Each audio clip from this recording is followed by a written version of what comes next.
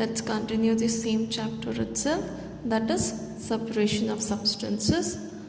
So in that, the next thing we are going to study about sedimentation, decantation and filtration. Sometimes it may not be possible to separate components of a mixture by winnowing and hand picking. For example, there may be lighter impurities like dust or soil particles in rice or pulses. However, how are such impurities separated from rice and pulse before cooking?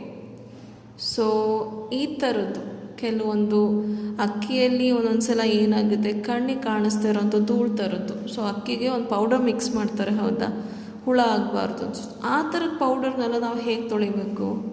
ನೀರು ಹಾಕ್ಬಿಟ್ಟು ನೀಟಾಗಿ ತೊಳಿಬೇಕು, ಹೌದಾ. So ಕೆಲವೊಂದು ಸಲ dust ಥರದ್ದು ಮತ್ತು soil ಥರದ ಪಾರ್ಟಿಕಲ್ಸ್ ಎಲ್ಲ ಇರ್ತವೆ. ಸೊ ಆ ಥರದನ್ನೆಲ್ಲ ನಾವು ಹೇಗೆ ತೆಗಿಬೇಕು ಅಂತ ಹೇಳ್ತಾ ಇದ್ದಾರೆ. So rice or pulses are usually wash before cooking.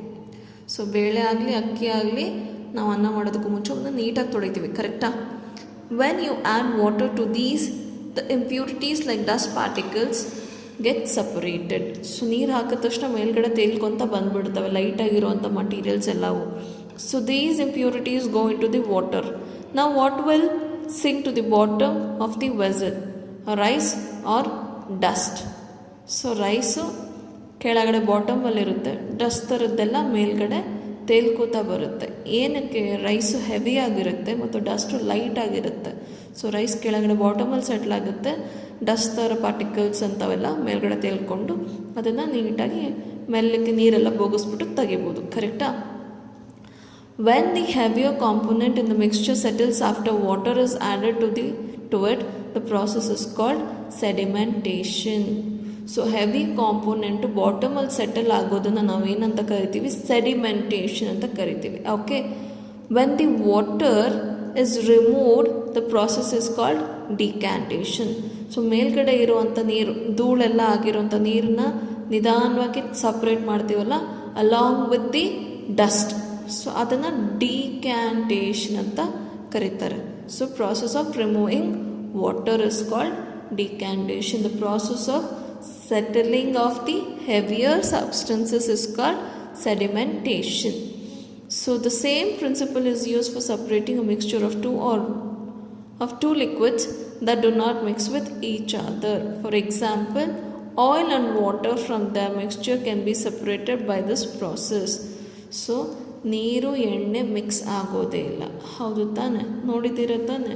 ಮನೆಯಲ್ಲಿ ಒಂದು ಸಣ್ಣ ಗ್ಲಾಸಲ್ಲಿ ಒಂದು ಅರ್ಧ ಲೋಟದಷ್ಟು ನೀರು ಹಾಕಿಬಿಟ್ಟು ಒಂದೆರಡು ಹನಿ ಎಣ್ಣೆ ಹಾಕಿ ನೋಡಿ, ಎಣ್ಣೆ ಮೇಲ್ಗಡೆ ತೇಲ್ತಾ ಇರುತ್ತೆ, ಹೌದಾ? So this process can be used for separating the oil and water.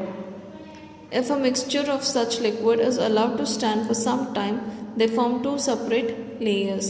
The component that forms the top layer can then be separated by decantation. So ಮೇಲ್ಗಡೆ ಇರೋದನ್ನು ಡಿಕ್ಯಾಂಟೇಷನ್ ಮಾಡಿಬಿಟ್ಟು ಮೇಲ್ಗಡೆ ಇರೋ ಸಪ್ರೇಟ್ ಲೇಯರ್ನ ಸಪ್ರೇಟ್ ಮಾಡ್ಬೋದು. Let us again consider a mixture of solid and liquid. So ಈಗ solid ಮತ್ತು liquid mix ಆಗಿದೆ. ಸೊ ಅದನ್ನು ಹೇಗೆ ಸಪ್ರೇಟ್ ಮಾಡಬೇಕು? After preparing a tea, what would you do to remove the tea leaves? So ಸೋಸ್ತೀವಿ, ಹೌದಾ? So ಇಲ್ಲಿ mixture of soil and water ಇದೆ. ಸೊ ಅದನ್ನು ನೀಟಾಗಿ ಮಿಕ್ಸ್ ಮಾಡಿಬಿಟ್ಟು ಸಾಯಿಲು ಏನಾಗುತ್ತೆ, ಸ್ವಲ್ಪ ತಾದ್ಮೇಲೆ ಸಾಯಿಲೆಲ್ಲ ಕೆಳಗಡೆ ಬಂದು ಸೆಟಲ್ ಆಗುತ್ತೆ. ಸೊ ಇಲ್ಲಿ ಸೆಟಲ್ ಆಗುತ್ತೆ, ಮೇಲ್ಗಡೆ ಎಲ್ಲ ನೀರು ನಿಂತ್ಕೊಳ್ಳುತ್ತೆ. ನಿಧಾನವಾಗಿ ಆ ನೀರೆಲ್ಲ ಇನ್ನೊಂದು ಪಾತ್ರೆಗೆ ಇದನ್ನು ಮಾಡ್ಕೋಬೋದು, ಹೌದಾ? ಆ ಥರ ಈ ಸಾಯಿಲು ಲಿಕ್ವಿಡ್ನ ಸಪ್ರೇಟ್ ಮಾಡ್ಬೋದು. Next, so the process of separating impurities using a strainer is called filtration. So filtration ಪ್ರಾಸೆಸ್ಸಿಂದ ನಾವು ಸಾಲಿಡು ಮತ್ತು ಲಿಕ್ವಿಡನ್ನು ಸಪ್ರೇಟ್ ಮಾಡುತ್ತೀವಿ. ಸೊ ಆ ಪ್ರಾಸೆಸ್ನ ನಾವೇನಂತೀವಿ? ಫಿಲ್ಟ್ರೇಷನ್ ಅಂತ ಕರಿತೀವಿ. ಇಲ್ಲಿವರೆಗೂ ಅರ್ಥ ಆಯ್ತಾ? So here you have a picture of how to filter. Here is a filter paper. This filter paper is been turned into a cone. So ಈ ಕೋನ್ನ ಈ ಫನಲಲ್ಲಿ ಹಾಕಿಬಿಟ್ಟು ಒಂದು ಟೆಸ್ಟ್ ಟ್ಯೂಬಲ್ಲಿ ಏನು ಮಾಡಿದ್ದಾರೆ ಅವರು? ಸಾಯಿಲು ಮತ್ತು ವಾಟರ್ನ ಮಿಕ್ಸ್ ಮಾಡಿದ್ದಾರೆ. ಮಿಕ್ಸ್ ಮಾಡಿಬಿಟ್ಟು ಅದನ್ನು ಸ್ವಲ್ಪ ಹಾಗೇ ಇಟ್ಟು ಅದನ್ನು ಫಿಲ್ಟ್ರ್ ಮಾಡ್ತಿದ್ದಾರೆ. ಈ ಫಿಲ್ಟರ್ ಪೇಪರ್ ಏನು ಮಾಡುತ್ತೆ, ಸಾಯಿಲ್ನ ಹೋಲ್ಡ್ ಮಾಡುತ್ತೆ, ಕೆಳಗಡೆ ವಾಟರ್ ಕಲೆಕ್ಟ್ ಆಗುತ್ತೆ. ಇಲ್ಲಿವರೆಗೂ ಅರ್ಥ ಆಯ್ತಿತ್ತು ತಾನೆ. ನೆಕ್ಸ್ಟ್ ಏನಂತ ನೋಡೋಣ. The next thing you will have to learn in this chapter is about evaporation. Before learning about what is evaporation, you will have to learn what is the definition. The process of conversion of water into its vapor is called evaporation. ನೀರನ್ನ ಆವಿಯಾಗಿ change ಮಾಡುವಂಥ ಪ್ರಾಸೆಸ್ನ evaporation ಅಂತ ಕರೀತಾರೆ. For example, ನೀರು ಕಾಸೋದಕ್ಕೆ ಇಟ್ಟಿರ್ತೀರ, ಮೇಲ್ಗಡೆ ತಟ್ಟೆ ಮುಚ್ಚಿರ್ತೀರ, ಹೌದಾ? ನೀರು ಆವಿ ಆಗಿಬಿಟ್ಟು ಆ ತಟ್ಟೆ ಮೇಲೆಲ್ಲ ಕೂತ್ಕೊಂಡಿರುತ್ತೆ. ಸೊ ಆವಿ ಆಗುತ್ತೆ ತಾನೆ, ಅದನ್ನು ಎವಾಪರೇಷನ್ ಅಂತ ಕರಿತೀವಿ. ಓಕೆ, ಸೊ ಇಲ್ಲಿ ನೋಡಿ, ಒಂದು ಬೀಕರಲ್ಲಿ ನೀರು ಹಾಕಿ ಚೆನ್ನಾಗಿ ಕಾಸ್ತಾ ಇದ್ದಾರೆ. ಸೊ ಈ ಸ್ವಲ್ಪ ಹೊತ್ತಾದ್ಮೇಲೆ ಈ ಬೀಕರಲ್ಲಿ ನೀರು ಇರೋದೇ ಇಲ್ಲ. ಯಾಕೆ? ಇಲ್ಲಿರೋ ನೀರೆಲ್ಲ ವೇಪರ್ ಆಗಿ ಕನ್ವರ್ಟ್ ಆಗಿರುತ್ತೆ. ಸೊ ಈ ಪ್ರಾಸೆಸ್ನ ನಾವು ಎವಾಪರೇಷನ್ ಅಂತ ಕರಿತೀವಿ. ಸೊ ಈ ಪಾಠದಲ್ಲಿ ನೆಕ್ಸ್ಟ್ ನೀವು ನೋಡಬೇಕಾಗಿರುವಂಥದ್ದು condensation. The process of conversion of water vapour into its liquid form is called condensation.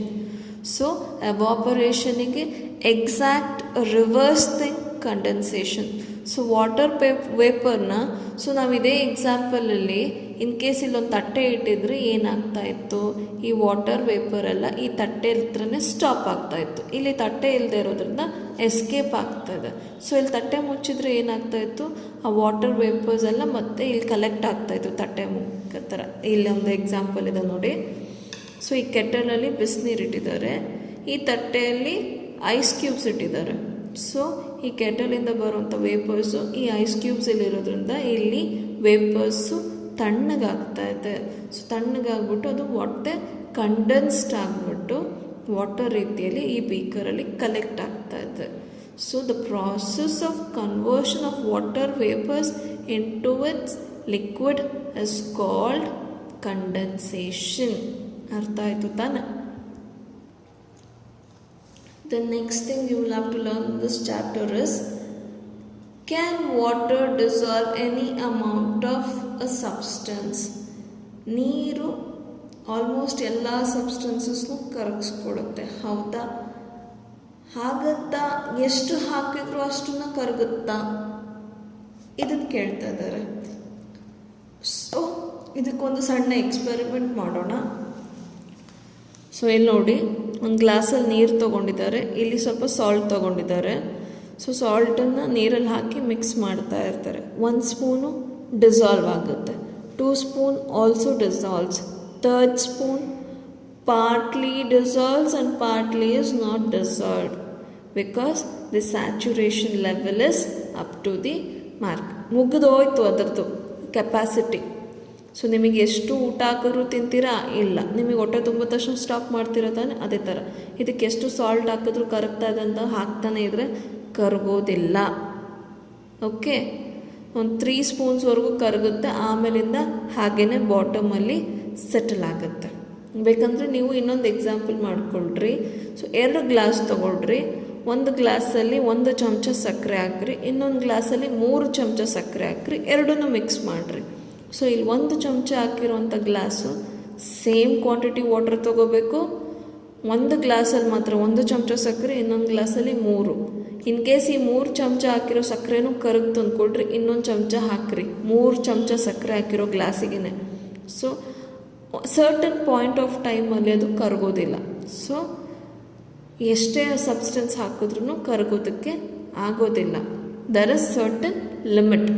ಅರ್ಥ ಆಯಿತು ಅಲ್ವಾ ಮಕ್ಕಳೇ ಇಲ್ಲಿವರೆಗೂ? ಸೊ ಈ ಲೆಸನಲ್ಲಿ ಏನೇನು ಕಲ್ತ್ರಿ ಅಂತ ನೋಡೋಣ.